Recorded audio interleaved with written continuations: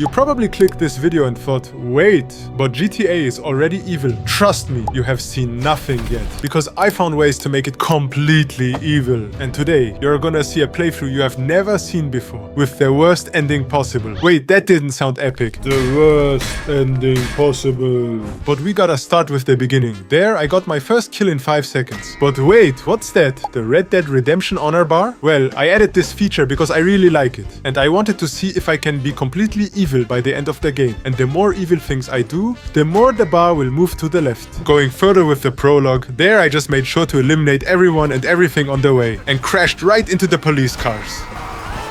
After the cutscene, I had some action with Trevor before the police came. I really just stood there for 2 minutes and kept shooting at everyone instead of walking away. But after about 2 minutes, the cutscene started anyway. Then I had Michael's midlife crisis therapy. A big house and a useless kid, and I'm stuck talking to you because no one else gives a shit. Oh, I'm living a dream, baby. But yeah, nothing special, so let's skip this part. And finally, I had Franklin and stepped into the car. But before driving away, you can actually see the man the cars belong to. So I got out and gave him a proper beating.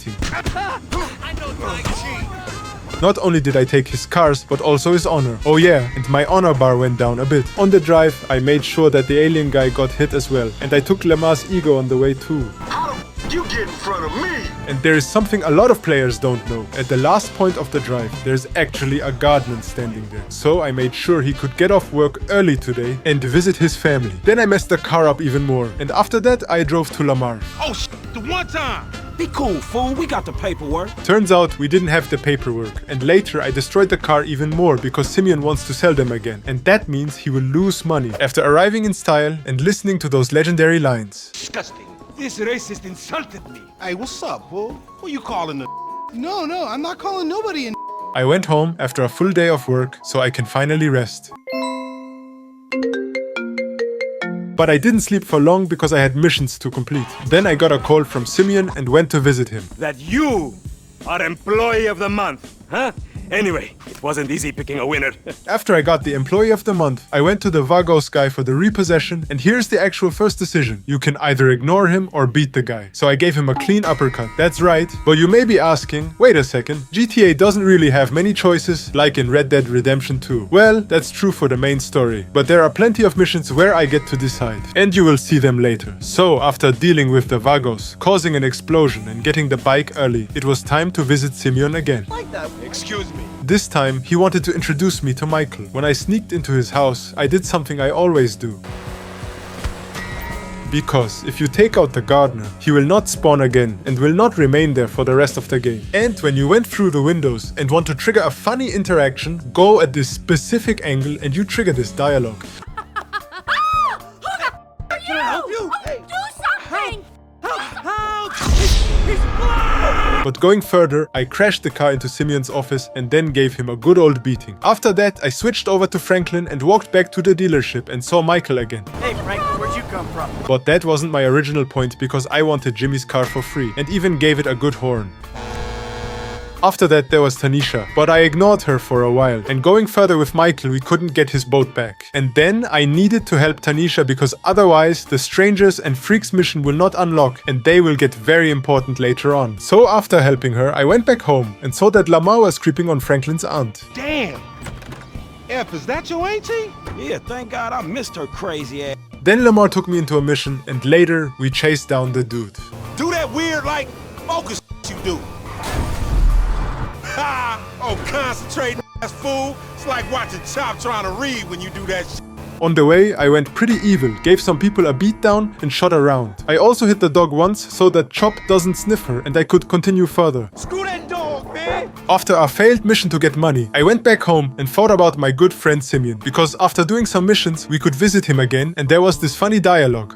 Hey, it's Franklin! Get that traitor! I treated you like a son! Citizens report at 245 west of... Oh, wait, you're probably wondering why my honor scale went up. It's because, if you look closely at Simeon and his abilities, he calls everyone a racist. You are a racist and I don't like you.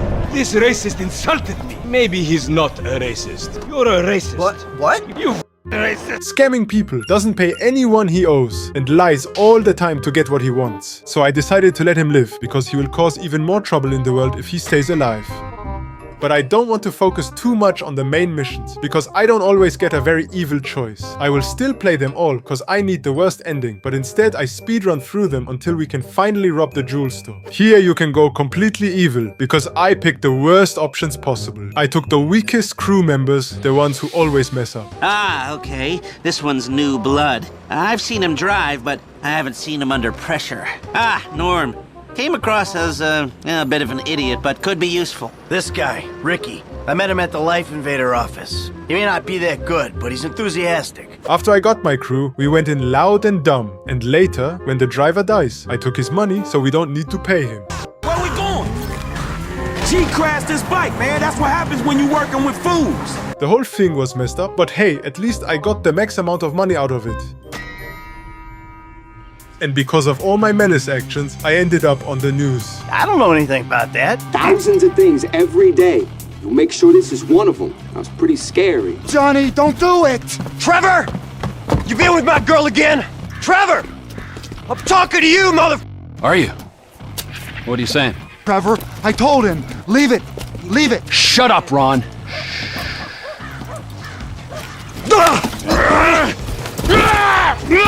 And yes, finally, I got Trevor, our diamond, in this evil run.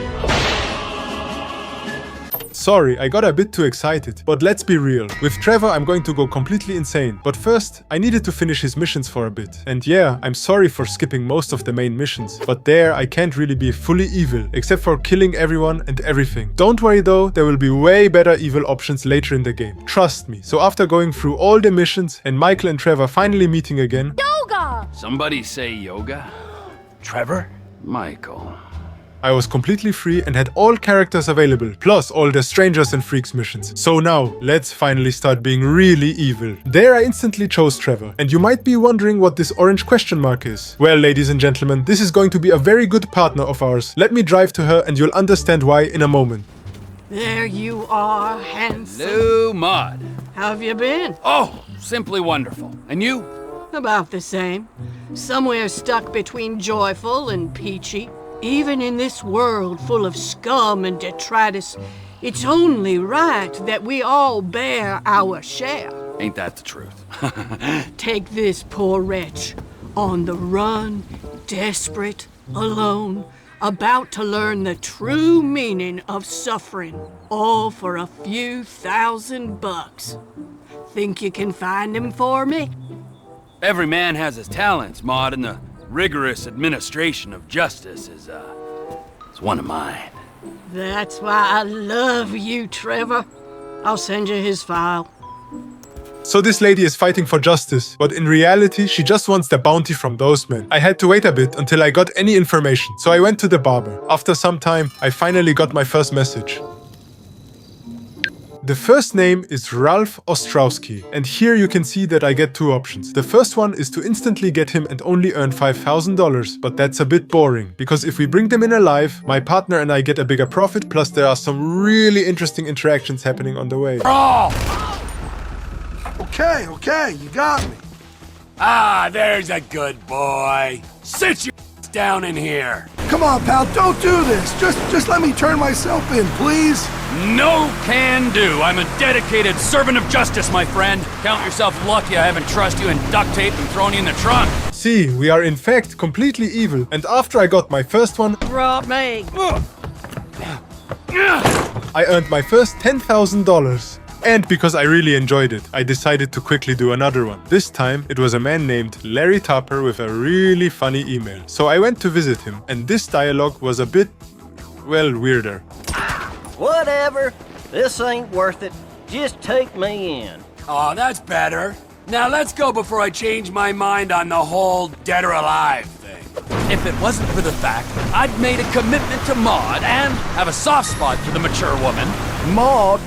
Oh, hell, she smells like spoiled chicken feed. Anyway, after I arrived, I saw that many of you haven't subscribed. And if you don't want to end up like this guy, hit the subscribe button. But let's continue. I earned my next $10,000 for a non-subscriber.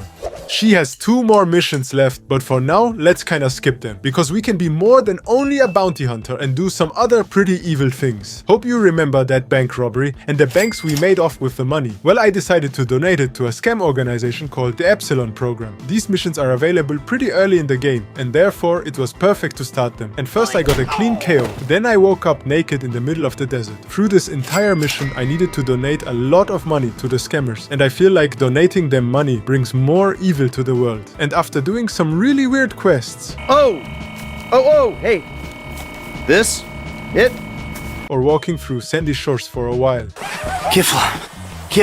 I got a choice to stick with them or to betray them all and take more money away from them. So I of course wanted to take the money away from them and left them with a bang and a call that I'm a betrayer. You f***ing traitor. And you can consider this my refund. Gotta go, brother. And after scamming the scammer, it was time to grind the main missions even further. There, of course, I left everything dead behind. And I even had an interesting scene from the mission by the book. If you go a bit too extreme on this dude, you will get a special fail scene. Hold on. Forget it. Dead. Moron. Tough guy lines, don't ya, huh? Alright, that was hard. Anyways, that's the point of the whole video. But now, let's grind those main missions further. There, I did 15 in a row to prepare the Palito score. Because that's the next mission where I can do something evil again. Even though it's just a bit smaller. There I picked the worst gunman, so he will get hit by the police car. Pinned in! We gotta leave him! Oh, Sam! Sam, I did you proud, didn't I? Ah yes, poor Norm Richards. But there's another cool thing I wanted to show you. You can just walk across the street as our diamond player, aka Trevor, and straight up be evil to people. But I'm sure someone loves you. Actually, they probably don't. You look like you struggle with simple tasks. Stop pretending to be crazy. I ain't interested in trouble. I mean, it's not fooling anyone. Well, la-di-da. You make me want a lobotomy. You are utterly ridiculous. Listen, nobody likes you. After being weird to people on the street, let's be even more weirder. Next up, Franklin has some other cool stuff to do. I haven't paid much attention to him, but there is a guy I want you to meet. And therefore I picked my best outfit, because things will get interesting. What the fuck? Give me that mother... Hey, whoa, back off there, cowboy. I know my constitutional rights. After talking with him for a while, I thought this might get interesting with him, because he is just weird to people. I'm just saying that it's the hypocrisy that I can't stand. You know, I mean, of celebrities. So let's start being weird to celebrities as well. I helped him to get a good shoot of multiple angles. You know you want it, Cowan! God, I love her! Oh, man, no wonder this whole town's in therapy.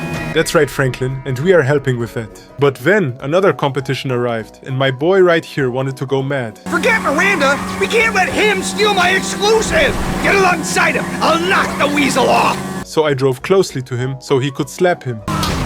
Oh yeah, I downloaded your pictures! And then I made sure that our guy right here isn't getting any competition again. You know, assert dominance in the market. Keep on making the world a better place, you hear me? Yeah, the public needs to know. And because he gifted me this bike, I wanted to help him out again. Beverly, good to see you. No, seriously, dude, it is a backdoor bonanza where that bitch is concerned.